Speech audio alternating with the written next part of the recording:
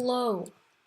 Today we are in the nether, as well, maybe you can see. I'm not sure if the brightness is good, but today we're in the nether and we're going to be talking about our Minecraft theories series that's going on now. Hey, that rhymes. Minecraft theories series. Well, let's get right into it. First of all, welcome back, and I hope that you like this video. I built myself into this, dug myself into this place so that monsters couldn't get to me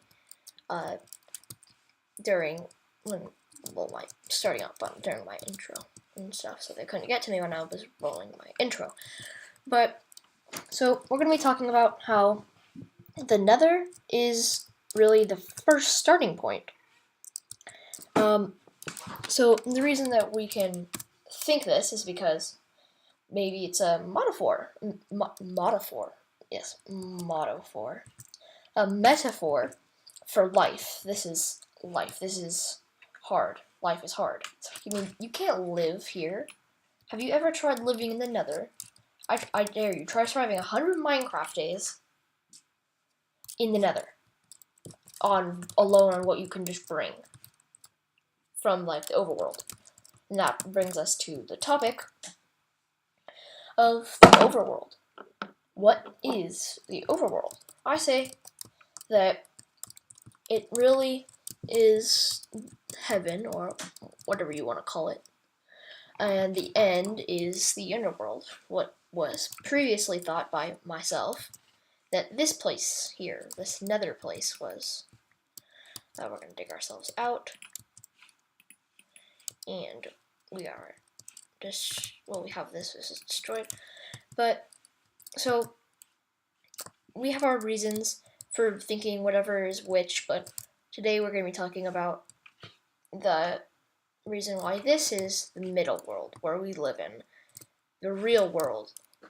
But as you can see in, well, you may not be looking at it right now, but if you look in the end credits, or the end poem, as some people call them, I call them the credits, but it's obviously not like developer names and stuff, but, so you can see in the end credits, it's a big poem, and it says that Minecraft is a dream, and that life is a long dream, and Minecraft is a short dream. And it's basically saying that go play Minecraft, it's just as good as living your life and going outside and climbing a tree or something. It's basically saying play Minecraft more. It's like the shorter version of your life. So that's what it's not saying. And so by saying that this is all a dream, it's saying, well, you can go to heaven, you can go to the underworld, but let's say when you die, you go up, right? Why else would you respawn on the top, up in the overworld? If it's because it's not the middle world. I mean, you can't have two down worlds, can you? Underworlds. I mean, the end, some people thought was in space or the moon or something, but I'm really thinking that the end is the underworld, and that the overworld is, well, the overworld. It's above everything. Now, why would they call it the overworld if it wasn't the top? I mean, the moon's obviously above us, so so the overworld can't be the top, so it has to be the top. If you think about it that way, then it makes sense. Overworld's at the top, and the nether's in the middle. That doesn't make any sense, but so all this lava and glowstone and nether quartz and all this stuff, it's all just the real world, all put into a metaphor of this crystal and glowstone and all that. And I mean, you think, well, how do these things survive here? Well, you see, they're all symbolized into our world. Let's say we got our zombie pigman here. I'm gonna pull out my fist and not my sword. But we got the zombie pigman, bro. He's not gonna attack you if you don't attack him. And if you think some homeless person asking for money isn't going to, like, just straight out attack you, if you stab anyone, then they're gonna attack you. But if you, like, stab them with your sword, then all the other homeless people are going to start ganging up on you. They're like, hey, don't hurt our friend, right? So this symbolizes the bottom people, the homeless people, the people who are very poor, and they've built up an immunity to the world, and they're just a little bit corrupt. That's why they're zombies. And pigs represent innocence in my book. Innocent little pig, they got corrupt because he didn't grow up in the right place. He grew up in the nether, so he got corrupt and turned into a zombie pigman. Zombie pigman, not a zombie. But you see the blazes? They're your average Joes. They're the person walking down the street that aren't really too rich, they aren't too poor. They're just the guys sitting there doing their life, not poor, not rich. And that's why, and they've built up immunities to all of this. That's why they don't catch on fire. That's why they can fly, really. They don't really fly, but they get out of reach, and they're just your average Joes. That's how they represent all the mobs here. And then you've got your Gashts. I think Gashts represent all the rich people. And they say money can't buy happiness. Some people say, sure it can. I'm sticking with money cannot buy happiness. So money cannot buy happiness. That's why they're so sad. That's why they're so angry at you. And they so much as look at you and they're just angry. And they shoot a fireball at you, like this Gasht right here. And sometimes you can deflect them, but sometimes you can't. So sometimes you can't, sometimes you can. But there's all the rich people. They represent all the rich people who just sit out there.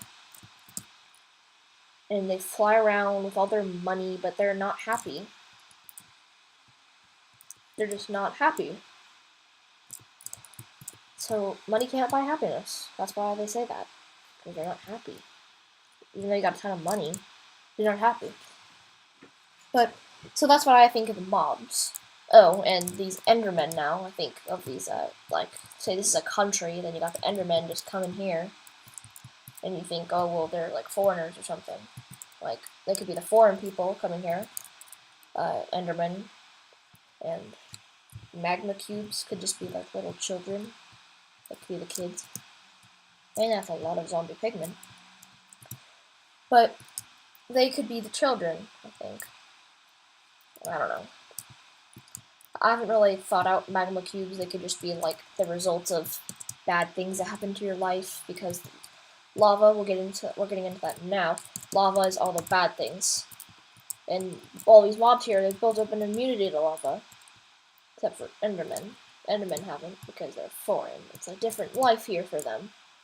I'm not sure if I can find an Enderman out here, but yeah, that's the Enderman. And that's the lava. Lava represents hardships and everything that could go wrong in your life, or all the bad things. And you build up immunity to these kind of things.